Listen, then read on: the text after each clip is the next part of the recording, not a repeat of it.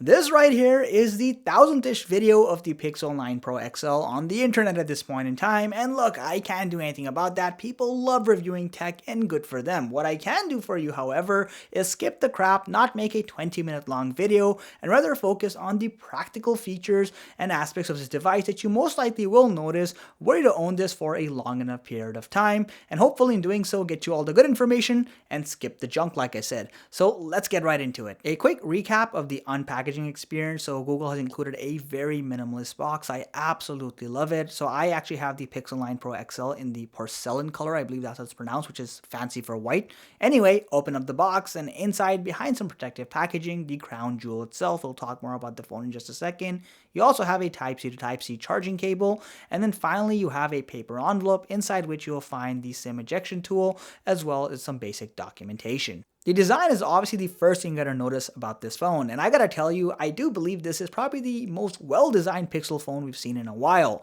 With that said, let's look at the front side here. You've got a nice clean flat surface, that expansive 6.8-inch display, you've got symmetrical bezels, thank goodness for that, and overall it just looks clean and simple. You do of course have the secondary speakerphone cut out at the top there. The side bezels you will notice are made of shiny aluminum, and if you didn't know better, you'd actually think this is stainless steel. That's how well Google executed it. Now you will notice on the top side you have an antenna cutout as well as a microphone slot, and then on the bottom side again you'll notice you have a SIM tray, a USB-C port, and of course the primary speakerphone. On the right side you have the volume rocker as well as power button. They're relatively easy to access for the most part, but the real interesting stuff happens on the rear side. Firstly, gone is the visor, and thank goodness, at least from my perspective anyway. I was never a fan of that thing. It looked very cheesy in my opinion. The horizontal bump here actually looks way more elegant, way more consistent, and just screams flagship level quality in my honest opinion. It is going to collect a little bit of dust, but so be it. With that said, you'll also appreciate you have a frosted glass surface back here, which is my favorite kind of texture because A, it doesn't pick up a lot of fingerprints, and B, it honestly looks really nice, and that porcelain color here actually complements the glass back really nicely over here. In terms of gripability and comfort, I've got mixed news. On one side, this phone has a total weight of 221 grams, which is about as light as an iPhone 15 Pro Max, and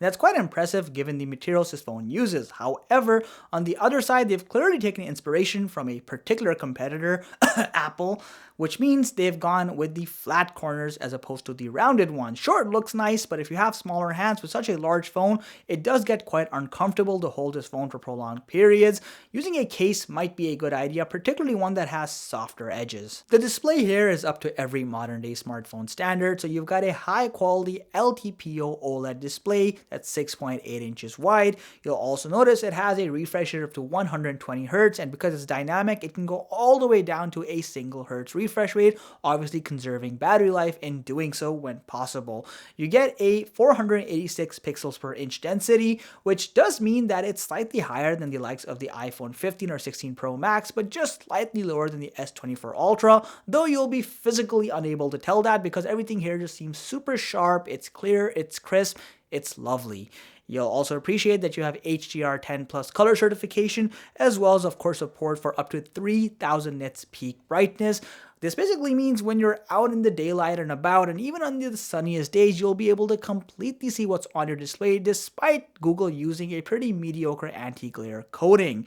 Also, the fingerprint sensor here is super fast. I really like it. It works so nicely that it almost makes you question, is it working? Don't worry, you paranoid security freaks, it is working as intended. Performance has definitely been a controversial topic with this phone. Look, when you start charging flagship level prices, you're going to start getting flagship level criticism. No way around that. However, the Tensor G4 chip isn't exactly a pushover, and keep in mind you get 16 gigabytes of memory, which is a pretty large resource pool to share amongst all the things you're going to be doing with this phone. So day-to-day activities like surfing the web or social media activities, they're not going to feel any faster or slower than they would on any modern day Android phone. It's going to be a smooth experience.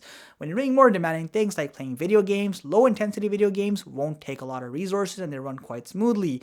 Yes, when you start running top tier stuff like COD for example or Diablo, you will notice that the frame rates are considerably on the lower side when compared to the top tier stuff that Apple offers or Samsung offers. but again, they're well within the viable playable range and it's a smooth experience nonetheless. I don't have any dramatic issues. One area where you might notice some hindrance, however, is when you're doing video editing on your phone. You'll notice while real-time playback on apps like CapCut is just fine, when you export, the times are considerably slower again when compared to a lot of the competition using more powerful chips.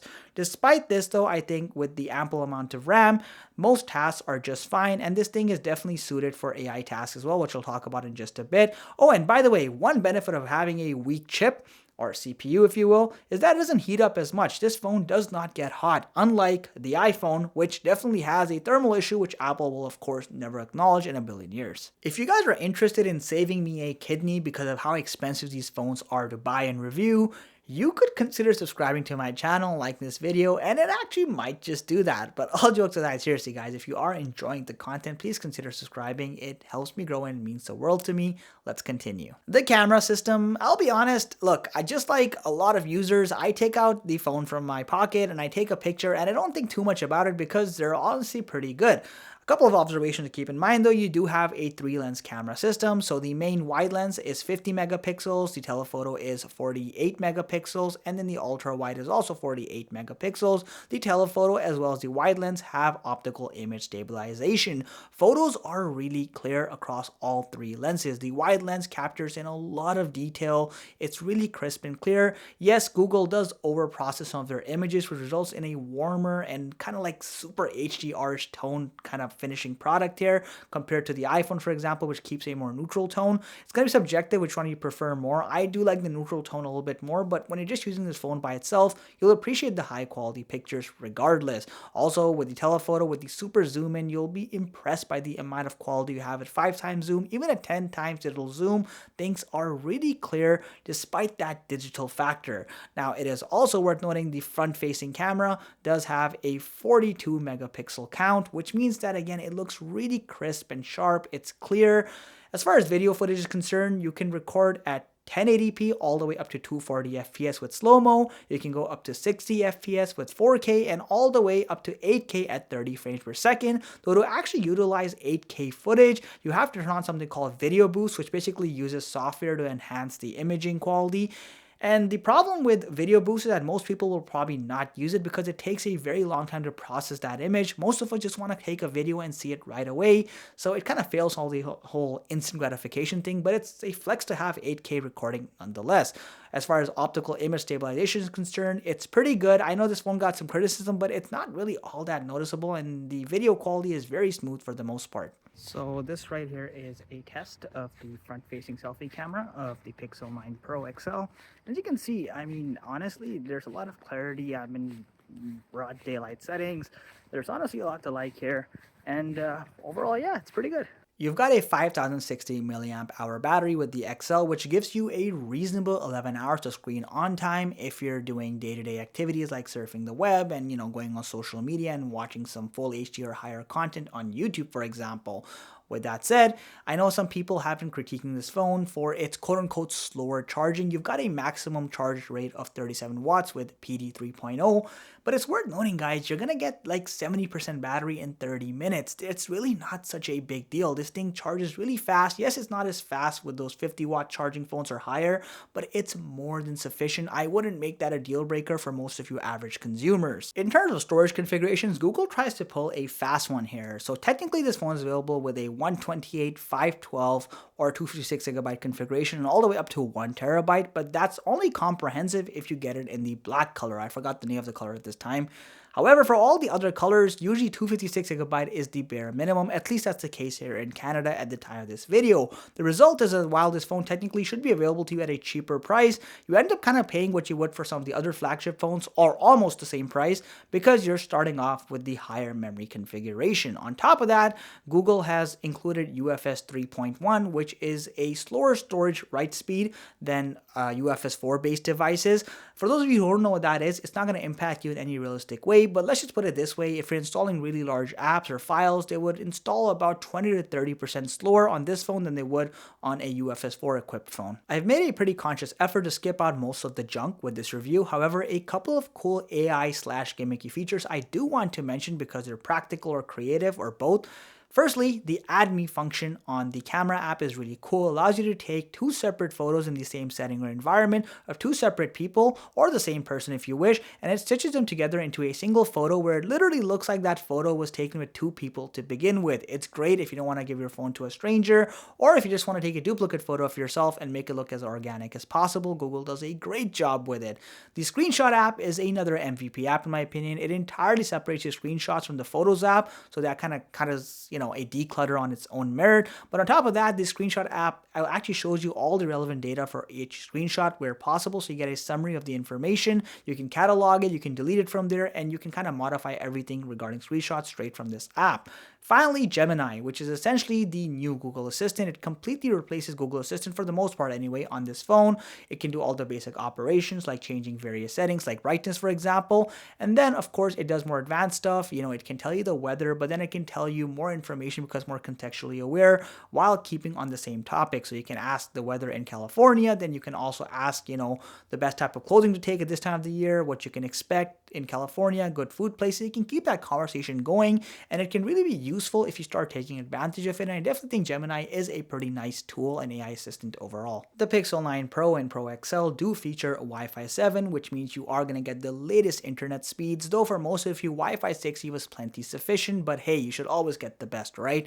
And it is worth noting on that note, you get Bluetooth version 5.3 as opposed to 5.4. I wish Google just went the extra mile. It's not a deal breaker, but you would have had slightly better battery efficiency. Overall, guys, here's the thing. The Pixel 9 Pro XL is a fantastic phone for anyone who isn't technically initiated. That's the hard truth. If you are a user who just wants a fast, snappy, modern, clean-looking phone, this is the way to go. Plus, you also get 7 years of guaranteed OS upgrades with Google, and the phone generally is very reliable if past Pixel phones are of any credit.